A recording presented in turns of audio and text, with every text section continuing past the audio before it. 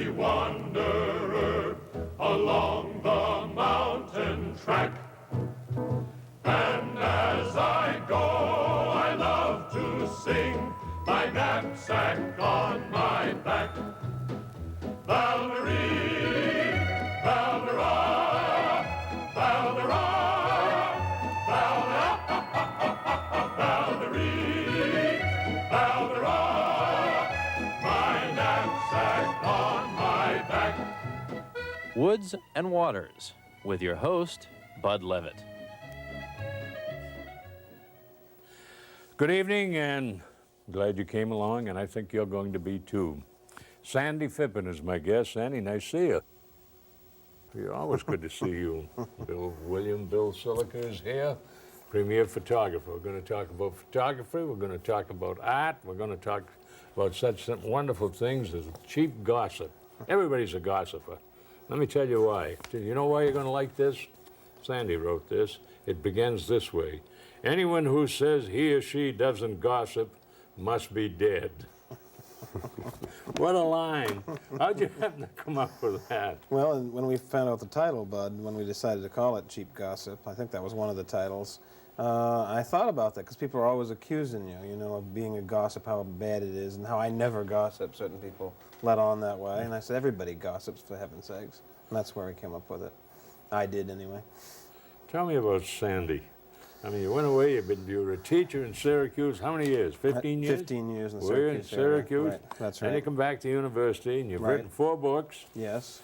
People trying to be good, and that's a dandy one of too. them. I'll tell you more about those in a moment. And the one that started it all, Bud, was this one, the police. Well, that's right. That's right. My police women. The police know everything. And tell me about yourself. Tell me about Sandy. You're a school teacher. I want you to tell me everything about yourself. Whatever moved you to write? I suppose I loved books right from the beginning, Bud. Bangor Daily News, I guess. I read Dick Tracy comics when I was a kid, and Zane Grey stories, the Hardy Boys, all the stuff kids read. I loved books right off. I read early on. I think I was 4 years old, and before I went to school. And I love books. Physically, I love them. And so I guess I always wanted to see my name on one. And it didn't change all through high school and in college. I wrote a column for the main campus newspaper before Stephen King did, called Bugle Blasts of the Brass. It was an Army column, ROTC. No one read it. No one read it. But it was exciting to see my name in print. And I'd read you, of course, all the time, all my life. Yeah. And Hancock, too, helped, because of my hometown. Well, there was this Tuesday publication, too, in Ellsworth. Right, that's right. In the early 70s, a bunch of us young whippersnappers, I guess, started a newspaper. It was an alternative to the Ellsworth American. And Wayne Mayo really started it when he was out fresh out of Bowdoin. Didn't have any money, but a whole bunch of us wrote crazy articles, and we had a lot of fun with that paper. That's how this all began. You wrote what, 115 or 120 articles? 116 humor columns, and then I wrote also, though, 55 book reviews and some theater reviews. Let me see, you got $1,000 a column for that? Oh, yeah, oh, sure. How much was it, $25? Try $1 a column. $1? Something like that. What a career, huh, Bill? Sounds good. I was really cleaning up. But you do something that few people can do. Let me tell you about this book. This is a review. And boy, if there can be a better review than this, it was written by Kendall Merriam and the Maine Sunday Telegram. I'll give them a plug. That's a nice newspaper. He says, Cheap Gossip, that I read you one line of here, is the best book about Maine to come out in 1989. It is painfully honest, funny, revealing, and intelligent. And it will probably get Phippin, one of the genuinely, quote-unquote, real Maine writers to emerge in the last decade, another punch in the nose. Phippin going in 1982 from an aunt unhappy with the way he depicted family members in his thinly disguised autobiography, The Police Know Everything. There is no veneer of fiction, thick or thin, in Cheap Gossip. It is Sanford Phippin, pure and complicated. What a great review. That's excellent, yeah. That's the best review I think I've ever received. You couldn't get one better than that. Very impressed with that. Well, what moved you to do Cheap Gossip? That, I guess the success, Bud, of The Police and People, and also the Best Maine Storybook, that's another one I did, edited. Those were bestsellers regionally. And because of that, then Mark Melnikoff, the publisher of Dog Ear Press, he said, have you got any other stuff laying around, you know, that you want to publish? And I said, well, I have all my old newspaper columns, but I don't know why you'd be interested in that. But I sent him some to Florida. He was in Florida at the time, and 100 and some of them, and he said, we're going to do it. I want to, if you've got pictures to go with this, and that's, of course, it's a picture book, too, we'll do a book. That's what happened. He took 34 columns, and there it is. That's great. That crowd you write about in Hancock County. Yeah, it is quite a crowd. It's quite a delegation, see? And you mentioned an old reprobate that I happen to know, Walter Dixon. Walter Dixon, yes. I mean... known him all my life. Huh? Yes. Well, I know a few good things about him, but we don't admit it publicly. He's good material. Yes, he is good material, on top of being a very brilliant executive in his days in television. But anyway, tell me about some of the folk down there at that time. Were they different then? You live in Hancock now, and you live in Orono. Yes. More sophisticated places. Yeah. Well, are people different today? The population there today? I think so, Bud. In fact, I feel what I'm writing about in a way is dead and gone to a great extent. I'm trying to recreate the times that I grew up in the 40s, 50s, and 60s. And Walter said a wonderful thing. In fact, Walter Dixon, after he read Cheap Gossip, he said, Sandy, you missed a whole generation of people. They were wonderful, sinful, lawless people. And I'm sure I did miss those people. I remember, Bud, when my father was giving haircuts in the kitchen in Hancock on Sundays. I wish I'd known haircuts on Sundays, yeah, in the kitchen. And I remember these characters that came right out of the woods, you know, and I wish then I knew I was going to be a writer, because I would have taken notes. These were men who used to work on the main central steamships on Frenchman's Bay, men who worked in the woods, old lobstermen, of course. All these characters, you know, that had chewing tobacco and stories to tell. They told fox hunting stories that sounded like the Battle of the Bulge. Amazing stuff, but I didn't appreciate it as a kid, you know. But wonderful, wonderful characters, individuals. And I don't think they're around anymore, no. Who was the greatest character in your mind that you may have missed or that you did write about? The ones we can talk about on television? Yeah, yeah. Well, the most legendary in Hancock history probably is Harry Johnston, who was a relative of mine by marriage, actually. Harry was indeed a very funny man, and he was like so many Maine men, no education, but smart as hell, bright, and he played a character, sure, a professional character. He loved doing that with the summer people, you know, stand down on the wharf and welcome you to God's country and all that palaver. When he'd go home, his wife said, "You're not down the point now." But he would tell he was a great natural storyteller and comedian. He's the type of guy that people like Tim Sample and today's comedians copy, of course. He was wonderful. What a showman. He really was. And I don't know whether the stuff was true or not. It didn't matter. It was fun. Now, what did he do for a living? Who knows? Every now and then he took a load of wood in or something, mowed the lawn. He was a caretaker. And he was the proprietor in Hancock. He said, "I'm the proprietor of the Hancock Point Water Company." And we kids, when we were kids, the pipes then ran on tops of the roads. And so he'd hire us to run around and check for 5 cents a leak, try to find the leaks. And Harry drove a bicycle. He never drove a car or anything. Rode a bicycle in a 3-piece suit and probably never took a bath. Wore a golfing hat. Tell me about your dad cutting hair, doing in the kitchen on a Sunday. Sure. Well, like all Maine people had 3 jobs at least to make a living.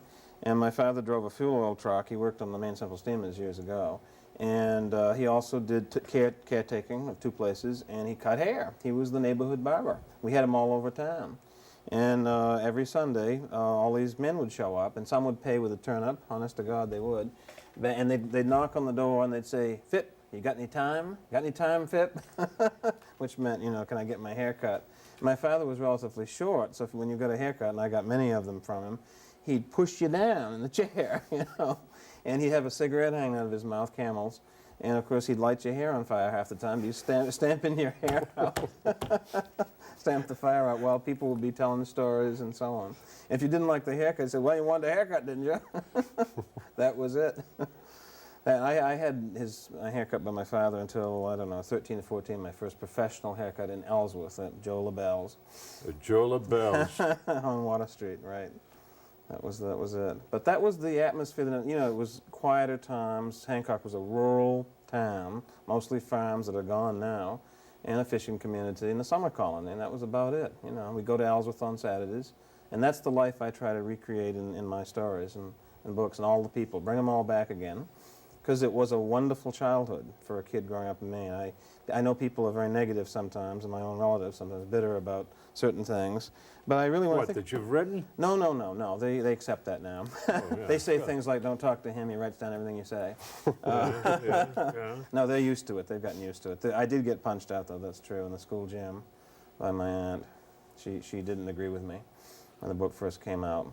But they've gotten used to it now. What do you mean you got punched out? What'd you do? Well, we unfortunately had a family reunion the same month that the book came out. That was either good or bad publicity. I'm not sure. The timing was pretty bad. And I was master of ceremonies, and I entered the gym, and some of them had read the book by then. And she said, "Here's what I think of your book." Bang, like this. That was the. And That's a good review. Well, it was good because it got me on the 6 o'clock news on Channel 2. That's how it began, really. But now you still get down there summers. Oh, sure, and on the weekends too, mostly. What are you up to now? What are you writing now? I'm working on a novel. I'm going to see if I can do a novel, because you've got to write a novel for the big boys, you know. They want short stories. Yeah. And it's about a hotel in Winter Harbor. I'm leaving Hancock. It's just Winter Harbor this time. Oh, you're moving to Winter Harbor, Yeah, huh? going down the coast. Boy, they'll love you down there. I've written a little bit about them in the Cheap Gossip. Yeah, 'Cause I work yeah. with two great old ladies who... Well, tell me the thrust of this novel. Well, it's about a strange boy growing up on the Maine coast, trying to, and he's mowing lawns, and he gets a chance to work in this hotel where he's going to meet the world. He's going to get sophisticated, and this is the late 50s, early 60s we're talking about. And you know I did, Bud. I really did. It's really true. I fictionalize, yeah. By that I mean I change the details, change the names, select things, you know, make up conversations. But basically it happened. I'm recreating a thing that really was there. And this is a hotel book. This is my hotel book. I think it's different from other ones I've read, though. It was a crazy, wonderful, absurd time. When I went to Orono to go to college, my jaw dropped down to here when I realized the people I was waiting on were all famous. I never knew that. You know, I didn't know who they were, of course. I didn't know anything about the world. I'd only been to Bangor for going the escalator at Freeze's. Christmas shopping. I didn't know anything. So it's about a naive boy coming of age. This is kind of a terrible question, but what was it about that era that produced guys like you and Stephen King that gives you this warped? Well, I think, no, that's a good question. I think all of us who are in our 40s, really, Steve, me, Carolyn Chute, Margaret Dixon, all of us who are writing in Maine now, Maine natives, I guess this is our literature. We're trying to write the truth about our times. You know, Steve did a wonderful thing in Salem's Lot on a Maine trailer park. That's great, living in a trailer park. And that's what we're all doing. We grew up this way. I mean, it was funny, but also awful. There was a dark side to Maine that we're bringing out. It's not so romantic as the generation before us. You know, Ruth Moore wasn't exactly romantic, but certainly Louise Dickinson Rich and lots of other writers were, I think. They made it kind of rose-colored, shall we say. And we see it differently. We're the kids. I'm the war baby, World War II. You know, we were baby boomers. We came afterwards. It was a different world. Kennedy got killed. You know, assassinations. I went through race riots in Syracuse when I was teaching. You know, I can't write about Maine that way. Goody goody. I mean, I wish I could in a way. Hate to disappoint them. It has to be real. So I think there's nothing better than reality. You know. Well, now you're an interesting rascal. Let me get over to the real world here and talk to Bill Silliker. And I know you admire his work. Yes. As I'm going to tell you more about these books in a minute. Bill, good to see you. Good to see you, Bud. This is one of the premier photographers that we have in Maine. Want to know why? Look at this shot of an eagle. Look at the Penobscot River. You'll love this thing when you see it. This is one of Bill's great works on a winter day. Tell him about it. Well, this is just downstream from the dam at Vesey, Bud. I was out trying to catch the wintering bald eagles that we're fortunate to have in Maine. And that's, as you know, I'm sure that's part of the only stretch of the river that stays open when it really gets cold. And because of the dam and some of the rips down there, the eagles are out after the fish. And that morning, I was waiting for the mist to clear from the difference in temperature in the water and the air. The air was about 10 below zero. And when it finally cleared off, it just looked so great that I have a blind that I use so I don't scare the eagles. The eagles were perching on that big branch overhanging the river. Right. Well, it looked so good, I said, yeah, I got to take a picture of this for a scenic shot. I took the blind off, took the picture, and along came the bald eagle I'd been waiting for 2 hours. And he saw me, of course, and took off. I had to wait to catch him, get him on a different day. Is this him? That's one of them, and it could be the bird that I spooked that day. And I'd like to mention, when you go after something like that, you're very careful. I would get there before the eagles. I knew their pattern, their habit. Eagles are an endangered species, and you know, just any kind of harassment can hinder their survival, especially in the wintertime. I want to see some other work. You know, Bill has done great work for the Fish and Wildlife Department magazine. He's been on several covers. He's got a background of this long. But how long have you waited for a single object? How many days? I think You hunt with a camera. Yes, essentially that's true. I hunt with a camera. I think some species are easy. Moose are easy, and especially if you go to Baxter Park. I mean, and you know, they just, you know, the right pose may not be easy. The right light, you know, you're always looking for a better light and a better pose. I think the longest I've ever put in to try to get one photograph that I was really pleased with, it would be the bald eagle. And because they haven't had good luck with us humans over, you know, the course of history, and they're coming back really well in the state of Maine. But they don't like people that much, and you got to do it right, you got to be patient, you got to wait, and you got to hope that they're going to come near where you're sitting and waiting. And I spent days, and I'd go back, and my wife would say, "Did you get anything?" "No." Didn't even take a photograph. I mean, you're like a fisherman or a hunter coming back. Did you do anything? No, Nope. Nothing. That's right. And you have days like that. Oh, sure. How many days were you before you got a shot like this? I'd say probably a total of 10 or 11 days. And this was all sub-zero weather, 10 below yeah, zero? it was real cold. Yeah, real cold. And I would say, you know, I sat there as long as I could stand it in a blind. And I would see them, but they'd be on the other side of the river, or the light wasn't right. Or you shoot something like that with a camera, you get a lot of near misses. And a near miss with a camera is worthless. You know, it's out of focus, you didn't get quite the right light, that kind of stuff. It's interesting, when I took that shot, there's a little perhaps story.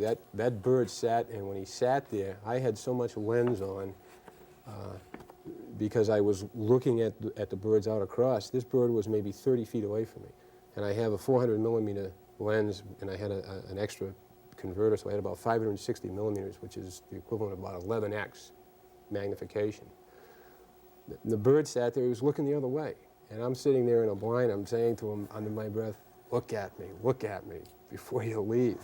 And I just had time to focus. I got 2 shots off with my motor drive on the camera, and you can see the light caught his eye. It was the early morning light, and just as he looked at me, it made the shot for me. But Isn't that remarkable, Sandy? Yes, it's wonderful. Tell me about this one. that's another one that I go after deer a lot, and when I go after deer, Bud, with a camera, you got to get about as close as a bow hunter. 10 to 12 yards. Yeah, to really get what I like to see as a real, you know, portrait kind of shot, usually. And I go after them where they're not hunted, if possible. Swan Island, the one in the state preserve in Richmond, in the Kennebec River, is where I take that. But they still run away from you. And that was on Swan Island. This is a real good example of if you always keep the camera on the back seat or on the seat beside you when you go in the woods, you might get lucky. I had just enough time to focus and take that photograph. That's, you know, the new federal refuge near at Sunk Caves Meadow. Right. I was on my way in to hike into part of the refuge before it was a refuge, and that broad-winged hawk was sitting on a tree just as I drove down the road. And I backed up, picked up the camera, got one photograph, and he was gone. Sometimes you get lucky. Boy, look at this. That spruce grouse stood around for me, and that's in Baxter Park. And again, if some of these critters, when they're not hunted, they're not quite as spooky, and they will stand still for you. Not always. I know this is comparatively easy, but that's a great mood shot. Look at this. Isn't that a magnificent animal? Every time I take a picture of a deer, I always want to take another one.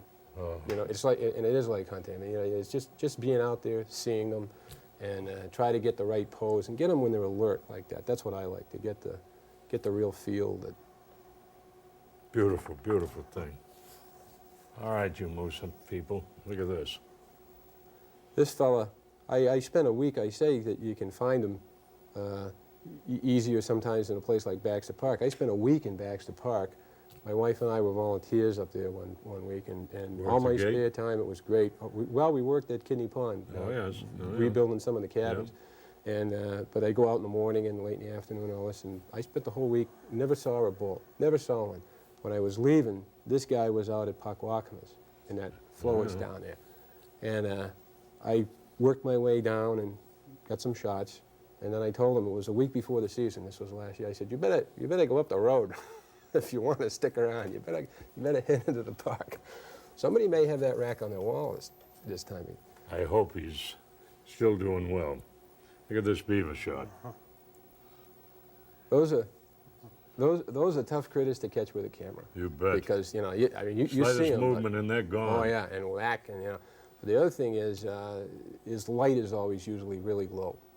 When you see a beaver out, you know, you don't have good light, and it's tough to get. Again, I got lucky, got the right light, showed up on his face, and it helped. Well, I wanted to tell you that I was in L.L. Bean's the other day, and I saw some materials over there in the form of Christmas cards. Well, we have their note card series. Well, all right, note cards. Note cards that there's a deer on moose, mixed Maine wildlife stuff, and some scenics. I do. One of the things that, as you already hit on, you go out in the woods with a camera, you're after a critter, you can wait hours and hours. The best time to catch them is just like hunting. Early in the morning, late in the afternoon, feeding times and stuff. It's also when the best light is out for scenic, so I do scenic stuff too. Well, when did Bill Silliker start all this? I mean, as a kid, I had an uncle that loved to photograph stuff, and he had a dark room, and he gave me this dark room. Where was this? When I was a kid. I was in southern Maine. I grew up in York County. I'm a York County. Where? Well, don't be ashamed of where you came from. No, I went. You sound like one of Sandy's characters. I am one of Sandy. I could be. No, it's hard to pin it down. My dad would fix up a house and sell it 2 years, and we moved to another town. I've lived in Gorham and Sanford and Alfred and Shapley and Saco and Old Orchard, you name it. Kennybunk or Rundle. But if I would call the coastal area around Saco my real home base. And that's where I spent more time than anything. But when I really got serious with the camera was back a few years ago. A piece of land out there that I kind of took for granted, like like a lot of us do. And I think what Sandy said earlier about things have changed a lot. York County has certainly changed. And I realized about 5 years ago now, that there's one piece of land that I always thought it was a piece of marsh out there that, hey, it would never change. Then somebody had a plan. They wanted to put 1,000 condominium units around it. And it was supposed to be part of the Rachel Carson National Wildlife Refuge. Well, to make a long story short, I thought that didn't seem like a great idea, and maybe one way to help prove it was to go out with a camera and show people what kind of wildlife was on that refuge, or what was supposed to be a refuge. That all worked out very well. I got some pretty good pictures, but that thing worked out well, and that the developer finally decided to sell it to the Nature Conservancy, who then sold it to the feds, and it is a refuge. Well, but that's how I really got into it. Now, you've done a lot on the Penobscot. Now, beyond the eagles and the fishing, is there, what else is there to get? In the Penobscot? Yeah. There's a lot of waterfowl that you see out there in the winter time. Okay.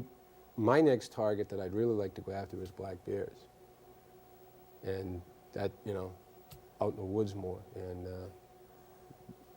they're tough, again. And I think what I'm probably going to do, in fact, I've had an invitation. I do some a few photo article kind of things for the Maine Mountain Digest, and they put me in touch with a guy who has dogs, and I'm going to go out with him in August when he's training and catch some bears that way. Because you have to photograph them. You got to learn their habits much just the same as a hunter does. To be successful, you've got to find them. You got to know where they're coming in regularly. And I'm always out trying to find a place where there's some kind of critter that's coming in on a regular basis. Another one is coyote. They're real tough. And bobcat. You know. How often do you see them in the woods? You know, Sandy, people say, where do you get all these guests that you have on Woods and Waters? And my stock answer is, this is the richest state in the world with talent. Oh, yes. See? Now, here's a young man. Characters, too. And some good characters, right. Here's a young man, you know, hunts with a camera. That's right. And his goals are to get coyote, get bear, and so forth, and what we've seen. Are you selling photographs? Yes, yeah. I sell photographs at various retailers, and Do you? we're going to start some mail order sales. We sell note cards, and we sell the mounted type of photograph, and the exhibit type of print, like the one that they had on earlier with the Penobscot on a cold morning. And I just recently completed a book for Down East with photographs in it. It's a photo book on moose. It's a kid's book to try to educate kids about what moose are all about, and with some photos. So I wish you well, and when it comes out, I want to see it, because I want to bring it to the attention of our viewers. appreciate it. Well, I'll tell you what you can do for a Christmas laugh, just in case somebody has a nice loud stocking that you want to jam something down. The police know everything, guaranteed to make you laugh. Cheap gossip, that will break you up, this one. And People Trying to Be Good by Sandy Phippen. That's one of 4 that he's written. Don't leave out the best man stories. Well, I haven't seen this one. The Best Main Sports. Yeah, stories. Stories. There's some Okay. sports in there, though. Are there? All right. Anyway, that's another one. And I know Sandy's books are in all popular newsstands.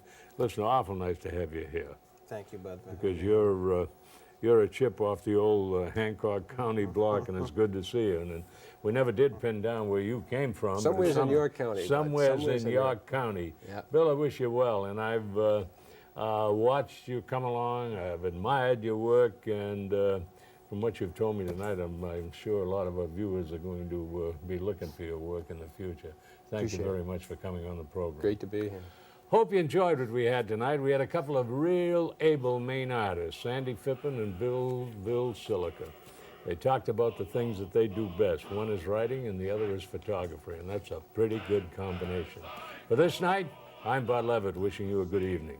My knapsack on my back, Valerie, Valdera, Valdera, Valdera, Valerie, Valdera, my knapsack on my back.